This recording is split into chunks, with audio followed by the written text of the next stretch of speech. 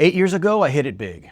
I didn't hit the lottery, I didn't win a game show, but I finally pulled my life together. I got the girl, I got the job, and I got the house. I won, or so I thought.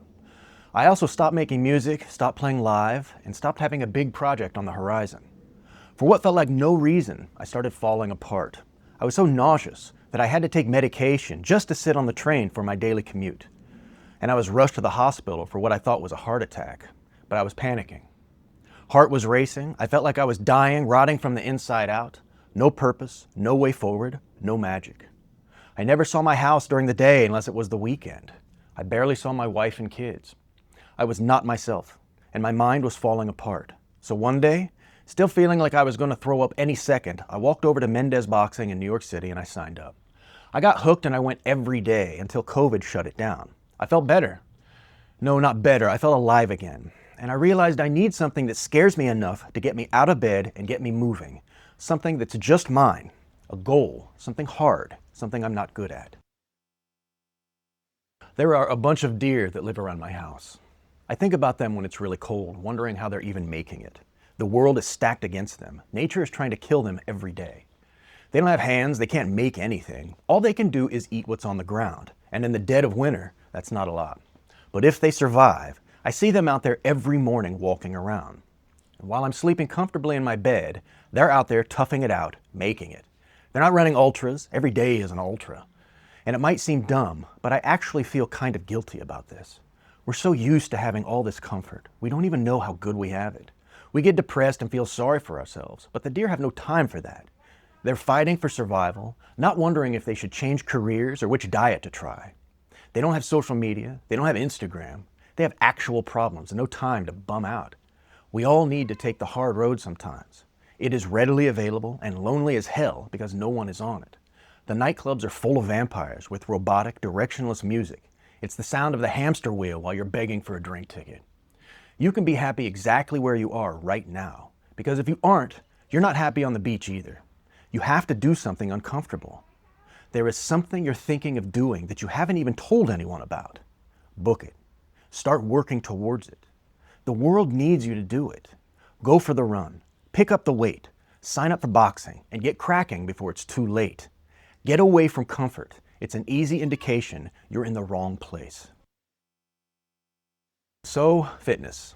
It's the essence of the internet. Fake natties, gym bros, influencers, tatted up steroid guys selling supplements. None of this is fitness. This is the business of fitness, and it's goofy as hell. Similar to what porn is to sex, it's an expression of narcissism masquerading as inspiring content, and it's not a way forward at all, especially if you're looking for something sustainable. I was a pack-a-day smoker for 20 years, and once I moved out of the city and I got away from my musician pals and away from the clubs and the bars, I was able to quit.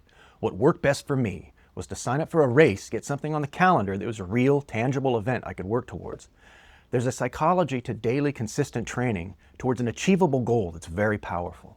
Unlike anything else in life, if you work hard at fitness, you will get a payoff. Triathlon, marathon, whatever works for you, just get something on the calendar. You'll have to train, you won't know what you're doing, and you might do badly, but you'll learn. You'll gain fitness, and you will have accomplished something real. And most importantly, it will ignite a spark in you. If you can accomplish that, what else can you do? So this one is pervasive and probably the most dangerous. Apathy. Your total disconnection with anything. All the excuses you make, your disappointment and dissatisfaction with all the things you used to love. Life has let you down. Nothing feels good anymore. Nothing is worth doing. Music sounds terrible. The food you used to like is bland and boring. The things you used to do just don't feel fun or engaging. This happened to me badly. I used to need to be in discovery mode all the time, but we naturally age out of that. When I first moved to New York City when I was 23, and I would cross the Queensboro Bridge on the way back to Queens, my apartment at night from work, and look back in the city, I would be in total awe of it. It's almost miraculously huge, unbelievable that humans built it, and it actually functions. It was mind-blowing just to look at it. Having grown up in a small Indiana farm town, it was just so incredible to see. I could not get over it. Then one day I didn't feel that way about it, or anything for that matter. Now, no matter where I go, I just don't get that awe I used to, and I wish I did, but that time has passed. What I couldn't seem to grasp at the time was that none of this stuff was made for me. I'm just some guy wandering through. I don't matter in the long run. I'm a speck of dust, and so are you. As a young man, I carried an incredible lack of gratitude with me, and we all tend to act like the world was made for us to enjoy. And once you've enjoyed it, like little Caligulas, we're somehow let down, apathetic to this amazing life we get to lead.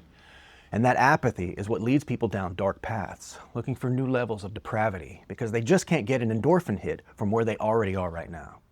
I was watching Yellowstone the other day, and Rip said something to the kid they adopted that applies here. He said, "Remember, you don't deserve it." I think that's the right perspective. Some people have real problems, and ours are small in comparison. Today I woke up to so many things going wrong, I barely know where to start.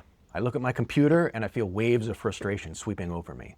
I get sick to my stomach with all the problems I've created. I could have just done nothing. Not started a business, not gotten married, not had kids, not gotten a house, none of it. I could have just worked my job, went on trips, taken pictures in front of landmarks to post on Instagram for strangers to like.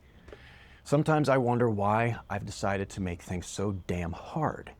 But the little wins that barely ever happen come just at the right time. An email, a happy customer, a review, something that indicates I'm on the right track. And the right track is lonely as hell. But like anything, you get better at it as time goes on. And you discover what you're made of. It's not all good. Sometimes your intentions really need to be worked out.